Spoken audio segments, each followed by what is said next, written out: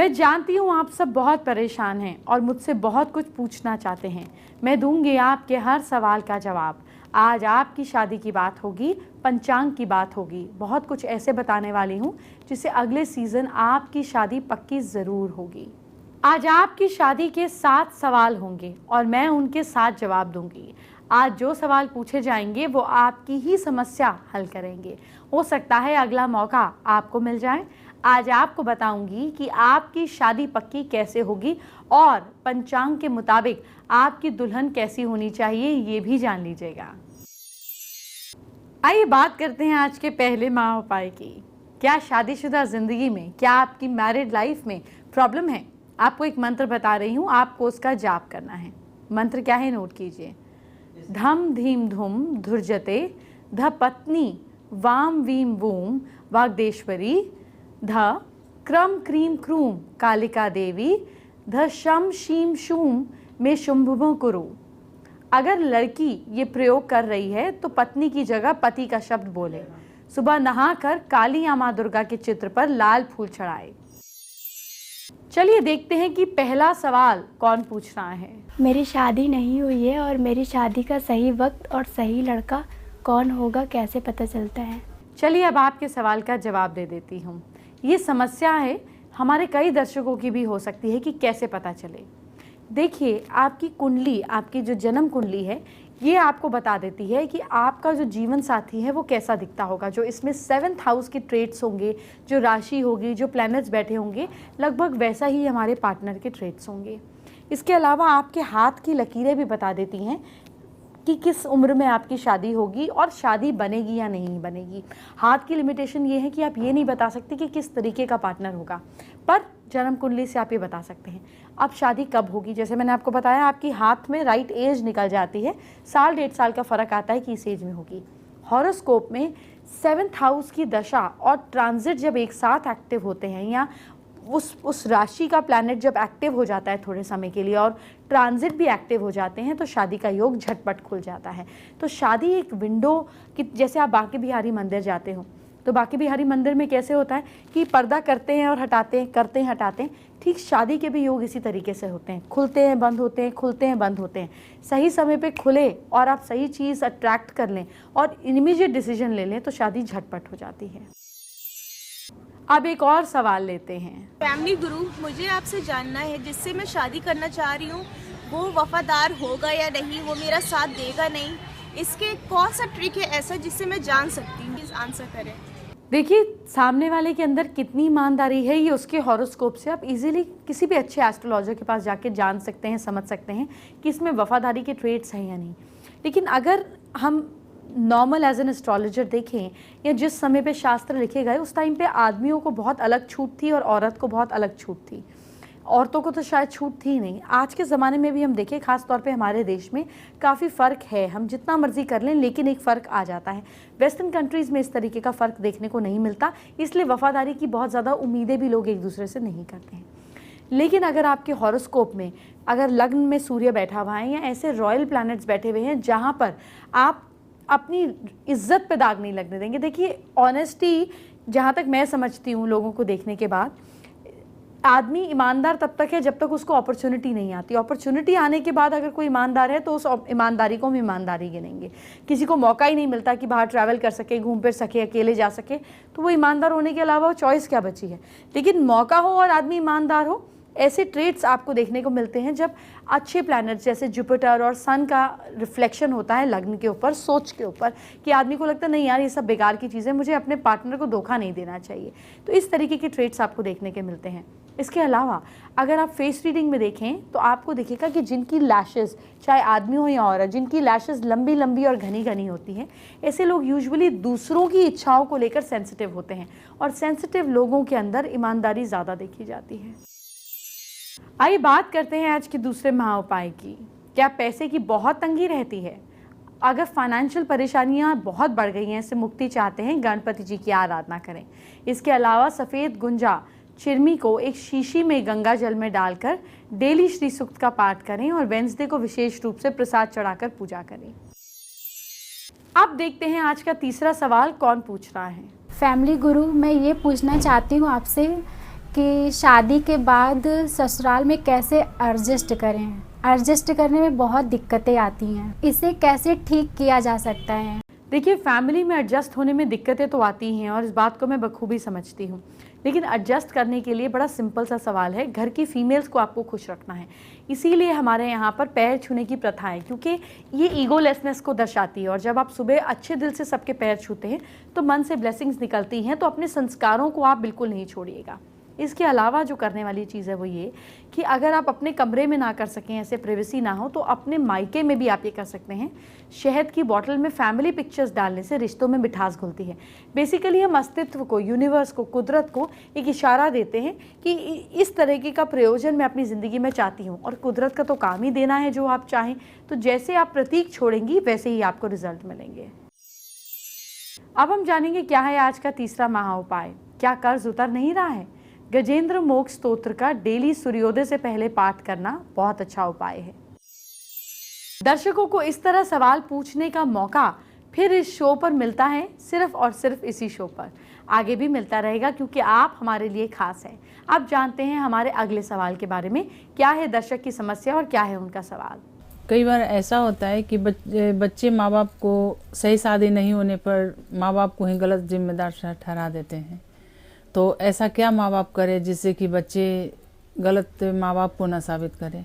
मैं जानना चाहती हूँ कि आजकल जो बच्चों की शादियाँ होती है उस पे घर में बहू आती है तो घर में कलेश होते हैं, लड़ाई झगड़े होते हैं। तो जो बच्चे होते हैं वो अपने पेरेंट्स को जिम्मेदार समझते हैं। तो हमें ऐसा क्या करना चाहिए कि हमारे घर में सब कुछ ठीक ठाक रहे, या हमें ऐसी कैसे मतलब कैसी लड़की देखनी चाहिए, क्या देखना चाहिए कि घर में सब ठीक ठाक रहे? देखिए, शादी और डेथ ये दो चीज़ें इंसान के पर्सनल कर्मों पर डिपेंड करती हैं।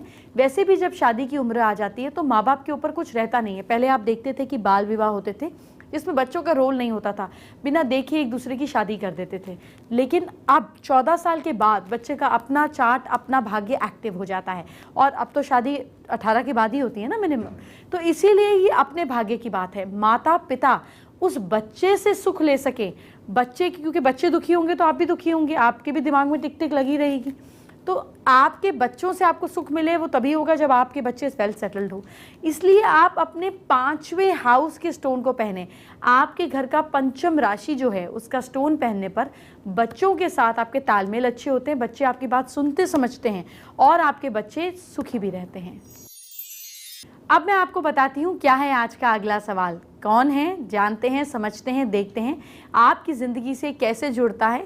इसीलिए सवालों के जवाब दे रही हूँ कि आपके सवालों के जवाब आपको मिल सके। नई बहुएं आ रही हैं घर में, वो घर में क्लेश कर रही हैं। हम लड़कियों को कैसे चुने जो घर के लिए सौभाग्यशाली हो? तो मेरा आपसे सवाल था कि हम कैसे चुने, कि एक लड़की ऐसी कैसे चुने कि वो घर के लिए सौभाग्यशाली हो, क्या आप बता सकती हैं? बिल्कुल सही बात है आपकी। आजकल लड़कियां बहुत झगड़ा करती हैं। एक्चुअली इस तरह की ट्रेनिंग से आया जाता है। लीगल राइट्स इतनी ज़्यादा मिल गई हैं कि लोग उसको अच्छी तरह से यूज़ करने की बजाय उसको मिसयूज़ करते हैं। लेकिन एक बात आप तय समझिए, जो भी इंसान शादी कर रहा है और अगर ठीक ठाक फैमिली बैकग्राउंड से है तो अपना घर कोई भी तोड़ना नहीं चाहता। लेकिन आजकल लोगों के एक एक दो दो बच्चे हैं, है ना, तो पेशेंस लेवल बहुत कम हो गया। आप देखिए, जो पेशेंस हमारे जनरेशन के पेरेंट्स में, मतलब जो मेरे पेरेंट्स में पेशेंस थे, वो आज हमारी जनरेशन में नहीं है, और जो हम में है वो हमारे बच्चों में पेशेंस नहीं है, क्योंकि इतना लाड प्यार कर कर हम बच्चों के पेशेंस को कम कर देते हैं। पेरेंट्स को चाहिए कि वो अपने बच्चों को सही सलाह दे। एक्चुअली प्रॉब्लम क्या होती है, चाहे लड़कों की हो या लड़की की हो, शादी के बाद आपको मज़ा आता है अपने पार्टनर की बुराई करने में। लोग अपने लड़के अपने माँ बाप से तो चलिए कम करते हैं, लेकिन दोस्तों से, अपनी भाई बहनों से, अपने कज़न से अपनी बीवी की बुराइयां करते हैं। लड़की भी यहाँ भी ऐसी करती हैं, अपने पेरेंट्स से, रिश्तेदारों से, सहेलियों से, अपने पार्टनर और ससुराल वालों की बुराइयां करती हैं। जब आप किसी के साथ बुरी बात पेश करेंगे तो सामने वाला भी आपको वैसी ही सलाह देगा। फिर वैसी सलाह पर आपका माइंड बार बार सुनकर नेगेटिव ट्रैक पर चलना शुरू हो जाता है। देखिए, एक बात तय है, किसी की बुराई करने का फ़ायदा तब है जब हमें उस चीज़ से पीछा छुड़ाना हो। पीछा तो आप छुड़ाना नहीं चाहते, लेकिन बुराई करते रहते हैं, तो ना इधर के रहते हैं ना उधर के रहते हैं। इसलिए ना अपने पार्टनर की किसी से बुराई करें और ना सुने। इससे आपको लाइफ में सही ट्रैक मिलेगा, आप नेगेटिव माइंड ओरिएंटेड नहीं होंगे। रही बात आपके सवाल की कि कैसे हम ढूंढें कि ये लड़की भाग्यशाली है।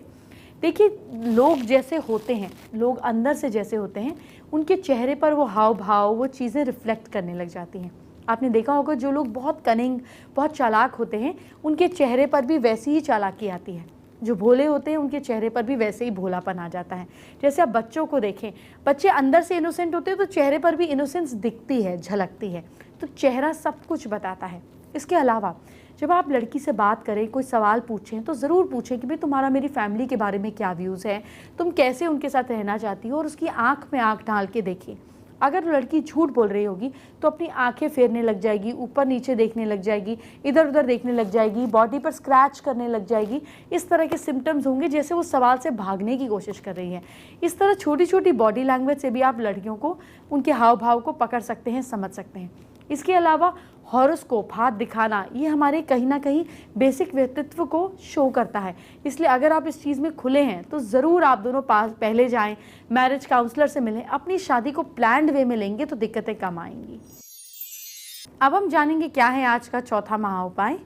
काम में सफलता के लिए चुटकी भर हींग अपने ऊपर वार कर उत्तर दिशा में छोड़ दें। अगली सुबह 3 हरी इलायची को दाएं हाथ में रखकर श्रीम श्रीम बोलें और उसे खा लें। फिर बाहर जाएं। सुबह सोकर उठने के बाद नियमित रूप से अपनी हथेलियों को ध्यानपूर्वक देखें और 3 बार चूमें। ऐसा करने से हर काम में सफलता मिलती है। ये उपाय शनिवार से शुरू करें। शादियों में कुंडली हिंदी पंचांग के हिसाब से मिलाई जाती हैं, इसीलिए अब आप अपने लिए लड़की जब सिलेक्ट करने लगें तो हिंदी पंचांग के हिसाब से ही लड़की का चुनाव करें। मैं आपको बताती हूँ हिंदी पंचांग के मुताबिक किस महीने में जन्म लेने वाली लड़की कैसी होती है। चैत्र मास, इस महीने में जन्मी लड़की जो है अच्छे बोल होते हैं, उसके होशियार होती है, गुस्सैल स्वभाव वाली होती है, रन तारे आंखों वाली होती हैं, सुंदर रूप गौरे रंग के, और धनवान और सभी सुखों को पाने वाली होती है। वैशाख महीने में जन्म लेने वाली स्त्री पवित्र, कोमल स्वभाव की, सुंदर दिल वाली, बड़ी आंखों वाली, धनवान, गुस्सा करने वाली और कभी कभी खर्चीली होती है। ज्येष्ठ महीने में पैदा होने वाली लड़की बुद्धिमान, धनवान, तीर्थ स्थानों को जानने वाली, काम में कुशल और अपने पति की प्यारी होती है। आषाढ़ महीने में पैदा हुई लड़कियां संतानवान, धन से भरी हुई, सुख भोगने वाली, सरल और पति की दुलारी होती हैं। श्रवण मास में जन्म लेने वाली लड़कियां पवित्र, अक्सर मोटे शरीर वाली, माफ करने वाली, सुंदर और धार्मिक होती हैं। भाद्र मास में जन्म लेने वाली लड़कियां कोमल, सुखी, घर की चीज़ों की देखभाल करने वाली, हमेशा प्रसन्न रहने वाली, सुशील और मीठे बोलने वाली होती हैं। ये महीने आपको पंचांग से निकल जाएंगे, लेकिन अभी 6 महीनों की बात की है, 6 महीने बाकी हैं। इनकी बात भी करूंगी, आगे करूंगी, लेकिन अभी एक और बात। हिंदी पंचांग के हिसाब से किस महीने में जन्मी लड़की किस स्वभाव की होती है, यह आपने जाना, आपके लिए बहुत ज़रूरी था। कुछ महीनों की जानकारी मैंने आपको दे दी, कुछ की बची है। चलिए बाकी के महीनों की भी बात करती हूँ। अश्विनी मास में जन्म लेने वाली लड़की सुखी, धनी, अच्छे दिल वाली और रूपवती होती है, काम में कुशल होती हैं। कार्तिक महीने में जन्म लेने वाली स्त्री अक्सर चालाक होती हैं और इनको धन का सुख हमेशा मिलता है। मार्गशीर्ष महीने में जन्म लेने वाली स्त्री पवित्र, मीठे बोलने वाली, दया, दान, धर्म करने वाली होती है, काम में कुशल और रक्षा करने वाली होती है। पौष महीने में जन्म लेने वाली लड़की अक्सर गर्व और गुस्से वाली होती है। माघ महीने में जन्म लेने वाली लड़की धनी, सौभाग्यवान, बुद्धिमान होती है। फाल्गुन मास में जन्म लेने वाली लड़की सर्वगुण संपन्न, ऐश्वर्यशाली, सुखी, कल्याण करने वाली होती है। आइए बात करते हैं आज की स्पेशल एस्ट्रो टिप का। देखिए, शादी अच्छी सी हो जाए इसके लिए आप 2 छोटे छोटे काम और कर सकते हैं। अपने हाथ के इस पार्ट पर गुलाब का इत्र रोज़ लगाइए, लड़कियां खास तौर पे लगाइए और लड़के भी लगा सकते हैं। इस पार्ट पर गुलाब का इत्र।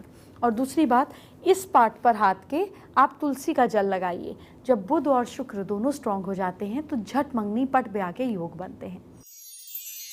फेसबुक पर मोहित राज ने अपनी प्रॉब्लम हमसे शेयर की। प्रॉब्लम तो नहीं, इच्छा शेयर की है। बेसिकली वो सक्सेसफुल होने के उपाय जानना चाहते हैं। पहला मेहनत, दूसरा डिटर्मिनेशन, तीसरा हिम्मत ना हारना। और अब उपाय की बात है तो एक काम करिए, चांदी का बिना जोड़ का छल्ला लेफ्ट हैंड के अंगूठे में पहनिए और कॉपर का या गोल्ड का राइट हैंड के अंगूठे में। यह आपकी विल पावर को स्ट्रॉन्ग करता है, आपको लाइफ में गो गेटर बनाता है। एंटरटेनमेंट की बात हम बाद में करेंगे, आपके कल को अच्छा करते हैं। क्या करें आप कल अपनी राशि के हिसाब से मुझसे जानिए। सबसे पहले मेष राशि की बात। मेष राशि के लोग, कल आप पितृ सूक्त का पाठ जरूर करें। लक साथ दे रहा है आपका 65%। वृश्चिक राशि के लोग, आप लोग नमक का उपयोग कम से कम करें। किस्मत साथ दे रही है आपका 63%। मिथुन राशि के लोग, गणपति जी की पूजा आप ज़रूर करें। भाग्य साथ दे रहा है आपका 70%। कर्क राशि के लोग, आप लोग गाय को रोटी खिलाइए। भाग्य साथ दे रहा है आपका 64%। सिंह राशि के लोग, कल के दिन आप पीला कपड़ा पहने या अच्छा रहेगा जेब में पीला रुमाल रखें। लक साथ दे रहा है आपका 69%। कन्या राशि के लोग, आप लोग गायत्री मंत्र का पाठ ज़रूर करें। भाग्य साथ दे रहा है आपका 73%। तुला राशि के लोग, आदित्य हृदय स्तोत्र का पाठ कीजिए। किस्मत साथ दे रही है आपका 75%। वृश्चिक राशि के लोग, ज्वार और चरी का दान करें। भाग्य साथ दे रहा है आपका 60%। धनु राशि के लोग, जेब में चांदी की ठोस गोली रखिए। किस्मत साथ दे रही है आपका 77%। मकर राशि के लोग, तिल को पानी में बहाइए। भाग्य साथ दे रहा है आपका 61%। कुंभ राशि के लोग, तिल के तेल का दिया जलाइए। किस्मत साथ दे रही है आपका 68%। मीन राशि के लोग, श्री सूक्त का पाठ आप जरूर करें। भाग्य साथ दे रहा है आपका 72%। चलिए एक मज़ेदार बात आपसे शेयर करते हैं। वेडिंग सीज़न आ गया है और ऐसे में बहुत सारी शादियों में आपको जाना पड़ता है, बहुत सारे फंक्शंस आपको अटेंड करने पड़ते हैं और ऐसे में अगर आप थोड़ी सी कंफ्यूज हैं कि किस तरह के ज्वेलरी आप इन शादियों में पहन के जाएं, तो देखिए आपके पास यहाँ अलग अलग तरह की ज्वेलरी मैं दिखा रही हूँ। खास बात यह है कि ये आप किसी भी छोटे मोटे फंक्शन में या फिर किसी भी शादी में आप इनको कैरी कर सकती हैं। ये सभी की सभी जो ज्वेलरी हैं वो अलग अलग थीम्स पर हैं। यानी कि अगर सबसे पहले डिज़ाइन की बात करें तो देखिए यहाँ पर आपको गोल्डन और पर्ल का एक लुक मिलेगा। खास बात यह है कि ये आप गोल्डन और सिल्वर दोनों ही तरह का जो आपकी साड़ी या फिर लहंगा है उसके साथ आप कैरी कर सकती हैं।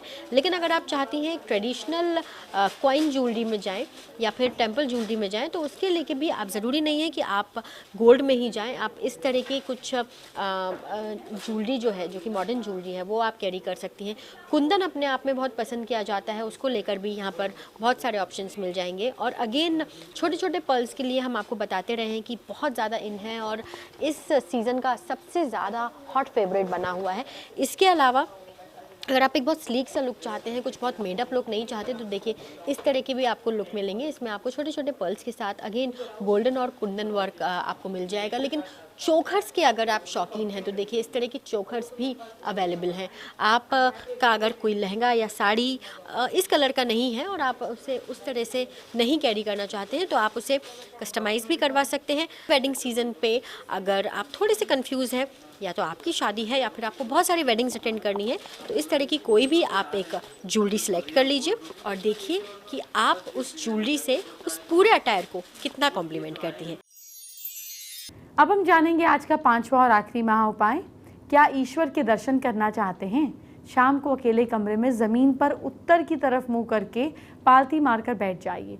दोनों आंखों को बंद करने के बाद आंखों की नज़र को नाक से ऊपर वाले हिस्से में ले जाने की कोशिश करें। इधर इस तरह से आंखों को ऊपर ले जाने की कोशिश करें। रोज़ाना 10 से 20 मिनट तक ये प्रयोग कीजिए। लेकिन इस काम को करने के बीच में किसी भी प्रकार का विचार दिमाग में आए तो उसको अवॉइड करें या ना लाने की कोशिश करें। आपको अपने इष्ट के दर्शन होंगे। अपने पूर्वजों की नियमित पूजा करें। हर महीने अमावस्या को सुबह 5 गाय को फल खिलाएं।